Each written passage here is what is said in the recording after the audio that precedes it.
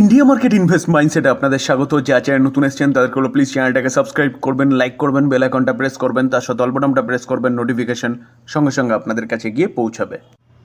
Sir আজকে 9 তারিখ, তো আজকের দিনে যদি আমরা মার্কেটকে দেখলে দেখা যাবে, দেখুন মার্কেট কিন্তু সেই কনসিডারেট করছে 25,500 আশেপাশেই চলছে।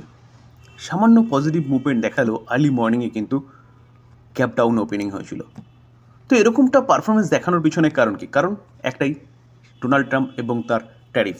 আজকে 9 জুলাই, আজকে কিন্তু ফাইনাল ডেট বলতে পারেন, যেখানে আজকের দিনে কি ডিসিশন আসে। কিছু কিছু ডিসিশন অলরেডি চলে এসছে, তবে এখনও পর্যন্ত কিন্তু আমাদের ইন্ডিয়ার সাথে ইউএসের যে ট্যারিফ, সেই ট্যারিফ সেট আপের কোনো আপডেট এখনও পর্যন্ত পাওয়া যায়নি। শোনা যাচ্ছিল 24 ঘন্টা, শোনা যাচ্ছিল 48 ঘন্টার মধ্যে পাওয়া যাবে, এখনও পর্যন্ত ফাইনাল আউটকাম আসেনি, যার জন্যে মার্কেট কোনো ক্ল্যারিটি পাচ্ছে না এবং আনসার্টেনিটিতে ভুগছে, যার জন্যে কিন্তু মার্কেট কনসিডারেট করছে। লাস্ট 5 দিনে দেখা যাবে, দেখুন সেই অনলি ফর 0.39% আপসাইড মুভমেন্ট দেখিয়েছে। তো এই জায়গায় দাঁড়িয়ে যেসব আপডেটগুলো পাওয়া যাচ্ছে, চলুন সেগুলো একটু দেখে নিই। কী নিয়ে? অবশ্যই ট্যারিফ নিয়ে। অনেকের বক্তব্য যে স্যার কেন ডোনাল্ড ট্রাম্প এরকম ট্যারিফ করছে বিভিন্ন দেশের ওপর। দেখুন স্যার, ইউএসের ইকোনমির অবস্থা খুবই খারাপ, কার্জায় গলা পর্যন্ত ডুবে রয়েছে ইউএস। তো তার জন্য তারা কি করছে, তারা নতুন এক্সপোর্টের জায়গা খুঁজছে, বেনিফিটেড হওয়ার চিন্তাভাবনা করছে। তো এই কারণেই বাই প্রেশার মাথায় রাখবেন, বিভিন্ন দেশের সাথে ট্যারিফ নেগোসিয়েশন করছে, যাতে তাদের দেশের এক্সপোর্ট বাড়ে, ইনকাম বাড়ে, কার্জা কম করতে পারে। তো এই কারণেই কিন্তু ডোনাল্ড ট্রাম্প এই ট্যারিফ খেলা খেলছে। তো ট্যারিফ নিয়ে যে লেটেস্ট নিউজ পাওয়া যাচ্ছে, ডোনাল্ড ট্রাম্প কী করতে চলেছে, যে ট্যারিফ আরোপ করছে কত, কপারের ওপরে 50%। তো কপারের ওপরে নতুন ট্যারিফ তারা আরোপ করছে 50%, যেটা তাদের দেশে ইম্পোর্ট হচ্ছে। তার পাশাপাশি দেখুন ফার্মা ইন্ডাস্ট্রির ওপর তারা কিন্তু হাই ট্যারিফ আরোপের কথা বলছে, কত, 200%। তো আমাদের দেশের যেসব ফার্মা কোম্পানিগুলো আছে, সেখান থেকে কিন্তু যথেষ্ট ভালো এক্সপোর্ট হয় বা ইউএস ইম্পোর্ট করে আমাদের দেশ থেকে। তো ফার্মা কোম্পানিগুলোর জন্য কিন্তু এটা ব্যাড নিউজ, যেখানে 200% ট্যারিফের কথা বলছে ফার্মা ইন্ডাস্ট্রির ওপর। দেখুন এই আর্টিকেল দেখা যাবে, US president Donald Trump said Tuesday he plan to set up 50% tariff copper import, এবং ফার্মার জন্য কিন্তু হায়ার ট্যারিফের কথা বলছে, যেটা একটু আগে দেখালাম 200%। তার পাশাপাশি রিসেন্টলি ব্রিক্সের সামিট হচ্ছে। তো ব্রিক্স মেনলি কোন কোন দেশ? ব্রাজিল, বি ফর ব্রাজিল, আর for Russia, I for India, C for China, S for South Africa. তো ব্রিক্সের সামিট হয়েছে। তো সেই সামিটে ব্রিক্স দেশগুলো তাদের অ্যাক্টিভিটি নিয়ে আলোচনা করেছে। তো এই জায়গায় দাঁড়িয়ে ডোনাল্ড ট্রাম্পের একটা ভয় সবসময় ব্রিক্স দেশের ওপর লেগে রয়েছে, কারণ ব্রিক্স দেশগুলো কিন্তু ওয়ার্ল্ডের ম্যাক্সিমাম ট্রেড করে। তো ব্রিক্স দেশগুলো যদি নতুন করে কোনো কিছু ইউএসকে বা ইউএসের ডলার ছাড়া কোনো কিছু করে, তাহলে ডোনাল্ড ট্রাম্পের ইউএসের যে কার্জা রয়েছে, সেই কার্জা কিন্তু আরও বাড়তে থাকবে।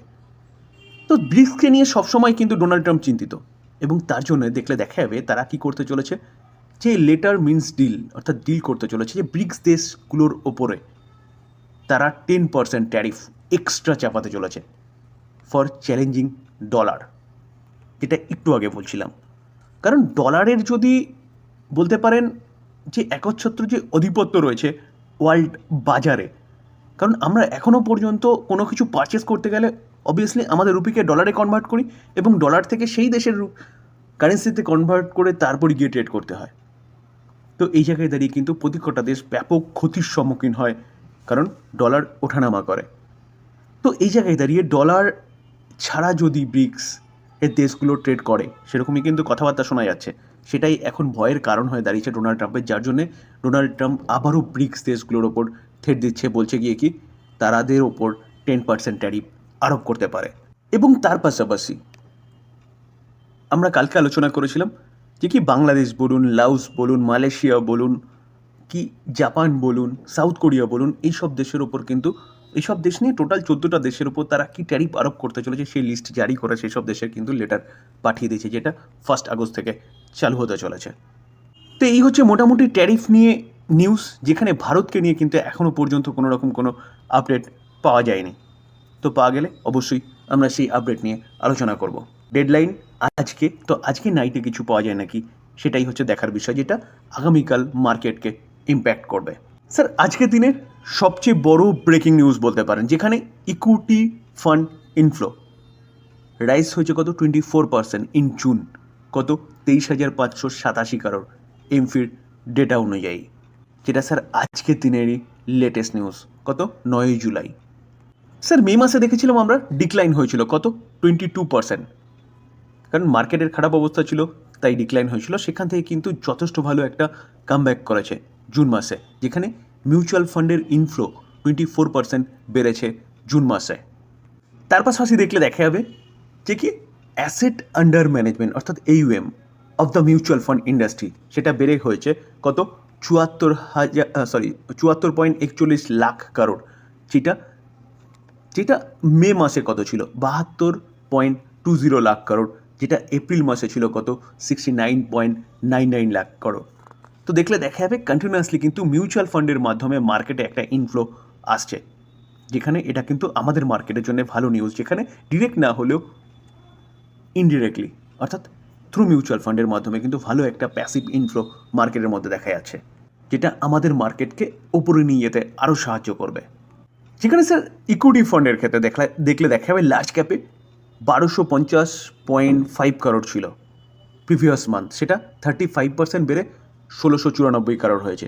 স্মল ক্যাপেও দেখলে দেখা যাবে 3214 কারোর ছিল, সেটা 4024 কারোর 25% বেড়েছে। এবং মিড ক্যাপ ফান্ডে দেখলে দেখা যাবে যেটা প্রিভিয়াস মান্থ 2808.7 কারোর ছিল, সেটা 3754 হয়েছে, 34% বেড়েছে। অর্থাৎ মিড ক্যাপ বলুন, স্মল ক্যাপ বলুন এবং লার্জ ক্যাপ বলুন, সব ক্ষেত্রে কিন্তু ব্যাপক একটা জাম দেখা যাচ্ছে।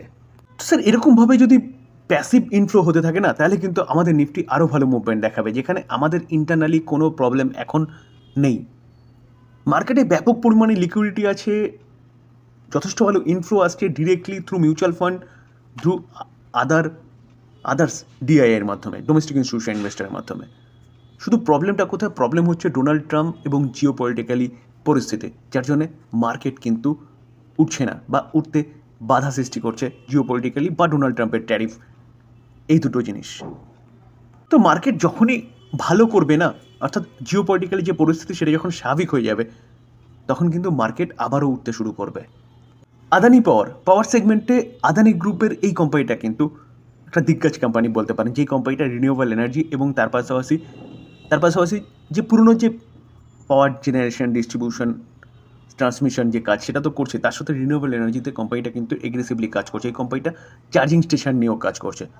তো আজকের দিনে দেখলে দেখাবে 0.32% একটা ভালো মুভমেন্ট দেখিয়েছে, অত ভালো না হলেও পজিটিভ মুভমেন্ট দেখাচ্ছে এখনও পর্যন্ত, যেখানে এই কোম্পানিটাকে নিয়ে একটা ভালো নিউজ পাওয়া যাচ্ছে। জেফ্রিস, দিগ্গজ গ্লোবাল ব্রোকিং হাউস, তারা কিন্তু এই আদানি পাওয়ার কোম্পানিটাকে নিয়ে বুলিশ এবং বলছে 15% আপসাইড মুভমেন্ট দেখাতে পারে কারেন্ট মার্কেট প্রাইস থেকে। এই জন্যে জেফ্রিস কিন্তু এই আদানি পাওয়ারকে বাই কল দিচ্ছে। দেখুন এই আর্টিকেল দেখলে দেখা যাবে দ্য ব্রোকারেজ ফার্ম কী করেছে, মেনটেন রেখেছে বাই রেটিং এবং টার্গেট কী দিচ্ছে 690। কোম্পানিটা চলছে কততে? 601-এ। তো এই কোম্পানিটা কিন্তু যথেষ্ট ভালো মুভমেন্ট দেখাতে পারে জেফ্রিস অনুযায়ী। তো কোম্পানিটা 52 খাই দেখলে দেখাবে কত 752, সেখান থেকে কিন্তু অনেকটা ডিসকাউন্টে চলছে এবং কোম্পানিটা যেই সেগমেন্টে কাজ করছে সেটা কিন্তু এখন ফিউচার ওরিয়েন্টেড সেগমেন্ট। ডিসক্লেমার দিয়ে রাখি স্যার, এই ভিডিওতে যেসব কোম্পানিগুলো নিয়ে আলোচনা করলাম সেসব কোম্পানির সম্বন্ধে নিউজ পাওয়া যাচ্ছে, সেটাই আপনাদের সামনে তুলে ধরার চেষ্টা করলাম মাত্র। তো এটাকে কেউ বাই রেকমেন্ডেশন হিসেবে নেবেন না। বাই করার আগে নিজে ভালো মতন অ্যানালাইসিস করবেন, তারপরে বাই করবেন, বা আপনি আপনার ফাইন্যান্সিয়াল অ্যাডভাইজারের সাথে কথা বলে নিয়ে তারপর বাই করবেন। থ্যাংক ইউ, ভালো থাকবেন।